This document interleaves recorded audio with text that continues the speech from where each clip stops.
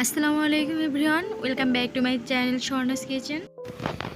কিছুদিন আগেই আমি বলেছিলাম যে ব্রেড ক্রাম্ব কীভাবে তৈরি করতে হয় এটি আপনাদেরকে দেখাবো। তো আজকেই আমি ব্রেড ক্রাম্ব তৈরি করে ফেললাম। যেহেতু অনেক ধরনের নাস্তা তৈরি করতে আমাদের এই ব্রেড ক্রাম্বটা দরকার হয়, তো চলুন দেখে নিই কীভাবে তৈরি করতে হয় এই ব্রেড ক্রাম্ব। এর জন্য আমি প্রথমে একটা ফ্রাই প্যান গরম করে নিয়েছি। আর এভরিওয়ান অবশ্যই খেয়াল রাখবেন চুলাটা কিন্তু একেবারেই লোতে রাখতে হবে।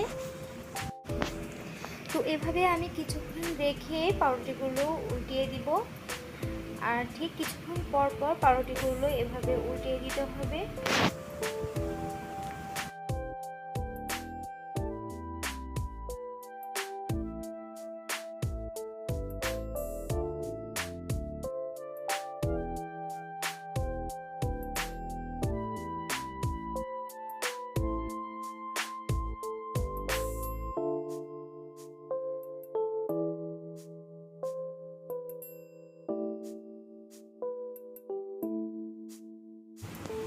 আর এভরিওয়ান অনেকেই আছে যে পাশের এই লাল কালার যেটা এটা কেটে ফেলে দেয়, তো আমি এটা কাটি না, এটা আমি রেখে দিই, কারণ আমার কাছে এই লাল কালারটা ভালো লাগে। যখন এটা আমি গুঁড়ি করব তখন এই লাল কালারটা থাকলে আমার কাছে এটা ভালো লাগে দেখতে। তো আমার পাউরুটি কিন্তু শক্ত হয়ে গিয়েছে, একদম টোস্টের মতো। এখন আমি আপনাদেরকে গুঁড়ি করে দেখাবো যে এটা কত সুন্দর শক্ত হয়েছে।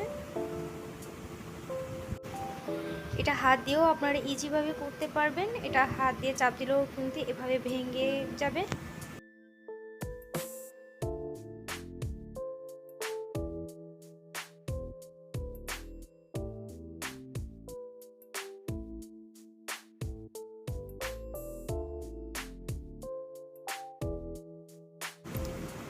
হয়ে গেল আমার ব্রেড ক্রাম্বস।